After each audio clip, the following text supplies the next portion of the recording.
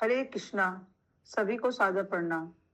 आज हम जया एकादशी के महत्व के बारे में जानेंगे, जिसमें नरेटर का रोल कर रही हैं बबीता अग्रवाल माता जी, युधिष्ठिर का रोल कर रहे हैं राजकुमार कृष्ण दास प्रभु जी, कृष्ण का रोल कर रही हैं भारती माता जी, इंद्र का रोल कर रही हैं इंद्रावती माता जी, चित्रसेन का रोल कर रहे हैं मदन मोहन प्रभु जी, पुष्पावती का रोल कर रही हैं शुभंकरी राधिका माता जी।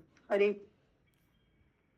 माघ मास की शुक्ल पक्ष की एकादशी को जया एकादशी कहते हैं। पद्म पुराण में जया एकादशी का महत्व बतलाया गया है। पद्म पुराण के अनुसार मृत्यु के बाद जीव को अपने कर्मों के अनुसार उसके अदृश्य शरीर में जाना होता है, जिसे भूत पिशाच की योनि कहा जाता है, और जया एकादशी को इसी योनि से मुक्ति दिलाने वाला कहा जाता है। शास्त्रों में बताया गया है, जो व्यक्ति इस एकादशी को व्रत करता है उसे कष्टदायी पिशाचनी योनि से मुक्ति मिलती है और उन्हें इस योनि से कभी नहीं जाना पड़ता।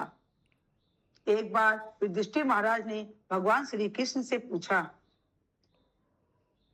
हे भगवान, कृपा करके आप मुझे माघ मास के शुक्ल पक्ष के एकादशी के बारे में बताए।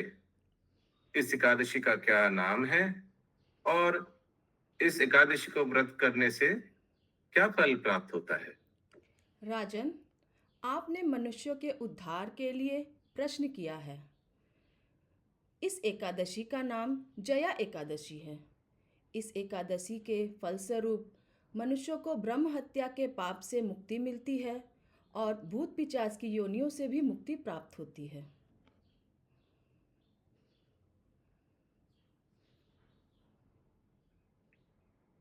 प्रभु, ये व्रत इतना महत्वपूर्ण है? हाँ राजन, इस एकादशी का विषय में पद्म पुराण में लिखा हुआ है और आप ध्यान से सुनिए, मैं इसका वर्णन करता हूँ।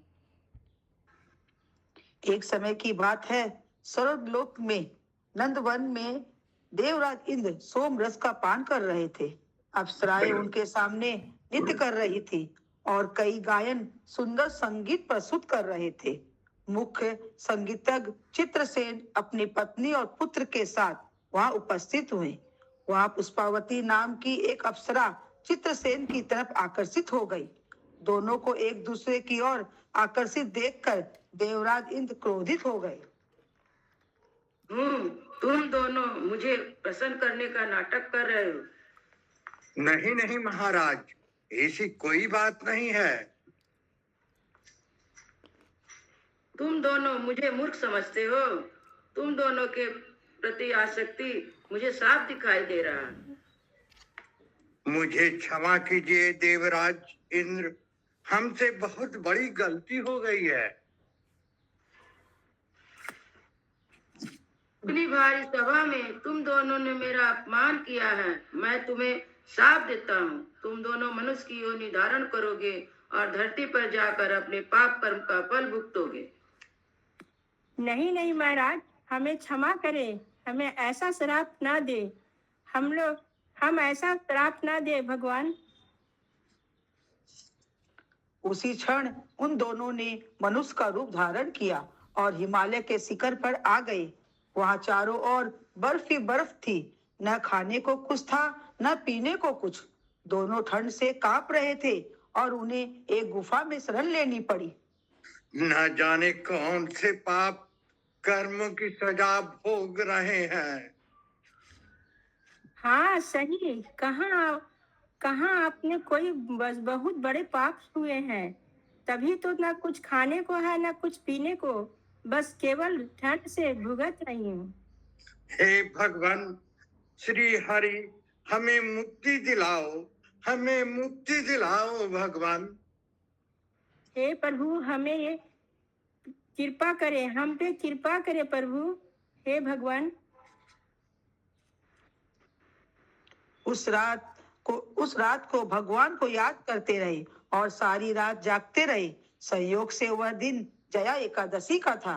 जया एकादशी पे उन्होंने रात भर कुछ नहीं खाया, रात भर जागरण करते रहे और श्री हरि का नाम जपते रहे। अगले दिन एक दिव्य विमान आया और उन दोनों को स्वर्ग ले गया।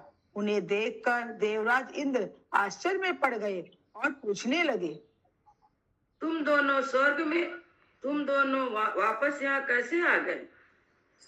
महाराज, हमें धरती पर लेने के लिए एक दिव्य विमान आया था। क्या तुमने ऐसे कौन से पुण्य कर्म किए जो तुम्हें मेरे साथ से मुक्ति मिल गई? राजन, यह तो भगवान श्री हरि की कृपा से हुआ है। हमने अनजाने में उनकी प्रिय जय एकादशी का पालन किया था, जिसके फलस्वरूप हमें दोबारा दिव्य शरीर प्राप्त हुआ। हो, यह बात है। भगवान हरि के भक्ति के फलस्वरूप मैं तुम्हें स्वर्ग में स्वागत करता हूँ।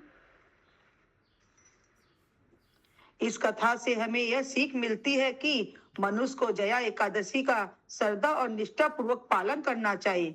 जय श्री विष्णु। हरे कृष्णा हरे कृष्णा कृष्णा कृष्णा हरे हरे हरे राम हरे राम। हरि बोल। हरि बोल हरि बोल हरि बोल।